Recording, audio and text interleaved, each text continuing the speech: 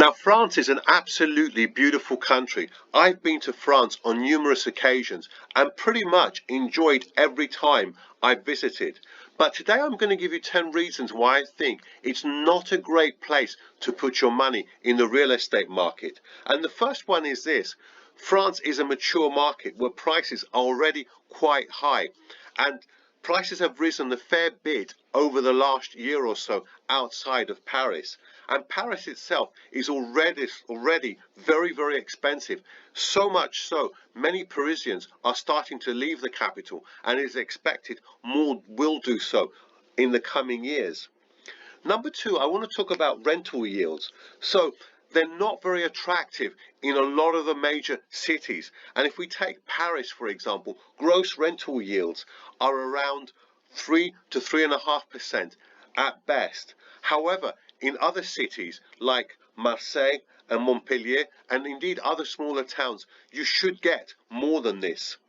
Number three, I want to talk about Brexit. Now, British buyers have always been prevalent in this market, but with Brexit now in full swing, British citizens will find it a lot more difficult to retire in France, and they're going to find they're going to pay much higher taxes as well. This being the case, I expect there to be fewer British buyers in the future, and this may well affect regions such as the Dordogne and to a lesser extent Paris. Number four, I want to talk about capital gains tax. Now, if you're a non-EU, EEA or Swiss citizen and not resident in France, capital gains tax will hit you like a ton of bricks if you sell within 5 years.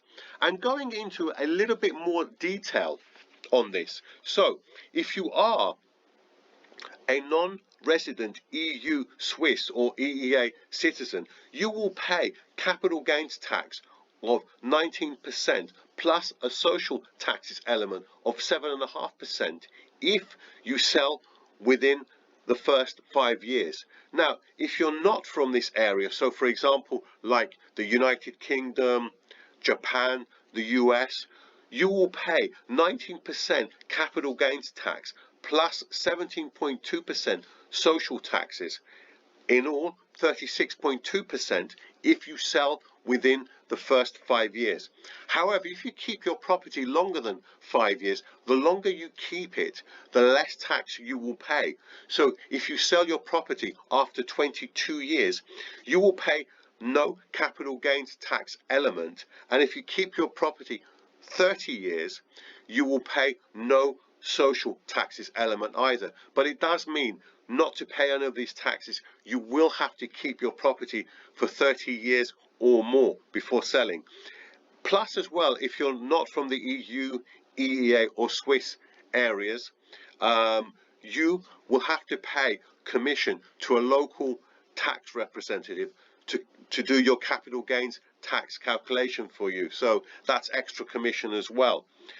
Unfortunately, it doesn't actually end there either, because if, for example, you make gains in excess of 50,000 euros, you're going to have to pay additional tax here as well. So let's take the element 50,001 euros to 60,000 euros gain. The tax element here is 2%, so it's 2% extra capital gains tax, and it does go up in stages to 6%. So if you make in excess of a 260,000 gain, you will have to pay an extra capital gains tax of 6%, so on that element above 260,000 euros. So it's not very attractive from that point of view. Number five, I want to talk about a wealth tax. Now, if people who follow the channel know, I'm not a fan of wealth taxes, but I'm afraid France does have a wealth tax for anybody who has assets of 1.3 million euros or more. And what they do as well, they do go back on the element of 800,000 euros to 1.3 million euros, and on that element you'll have to pay 0.5% wealth tax, and it goes up to 1.5% for assets over 10 million euros. So on that element above 10 million euros, you'll pay a wealth tax of 1.5%. Number 7, I want to talk about rental income tax. So for non-residents, it's a flat rate of 20% up to 27,519 euros of rental income. Any rental income above this amount of 27,519 euros, you'll pay 30% tax.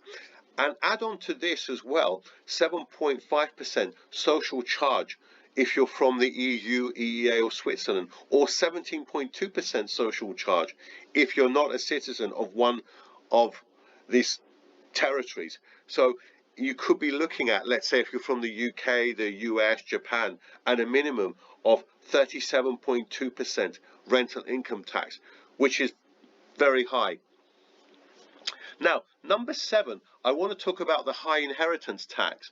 So if you're a parent and you leave a property to your children, you could be looking up to 45% payment of inheritance tax with only €100,000 allowance per child.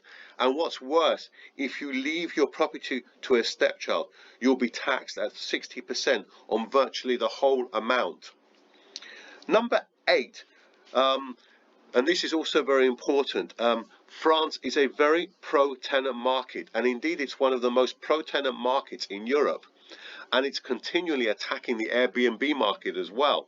And as of April 2021 in Paris, they actually had 35 full-time inspectors who follow up on short-term rental law compliances. So we have to say France is no friend of the landlord. Number 9, I want to talk about the total government debt to GDP. Now, in 2020, this stood at 115%, which is very high and equates pretty much to a lot of Western countries where total government debts to GDP are high. So you're already looking at a country with high taxation. And with this debt element to service, as a property owner, you may be looking at more taxes in the future. And number 10, I want to talk about the sluggish GDP growth. So for the years 2010 to 2019, it ranged from 0.31% to 2.29%, which is hardly inspiring. And GDP actually fell by 8.1% in 2020 due to the pandemic. Now, it's not all doom and gloom. I want to give you some good things about France. So it's pretty much available. You can buy here if you're a foreigner quite freely. I also want to talk about population growth. So in 2021, the population of France was 65.4 million. As of in 2035, it's expected to grow to 67.2 million and remain steady after that. France is also a global political powerhouse, a lot of influence, and as a lifestyle purchase, many might say it's second to none. You know, it's France has excellent healthcare, fantastic schools, and a public transport system, which is pretty much the envy of most countries in the world. And finally, it is a beautiful country. Wherever you buy in France, you've got access to many other areas of the country. It is really beautiful, and it is a place which is very popular with foreign investors. So I'd love to know your thoughts. Have you actually bought in this market already?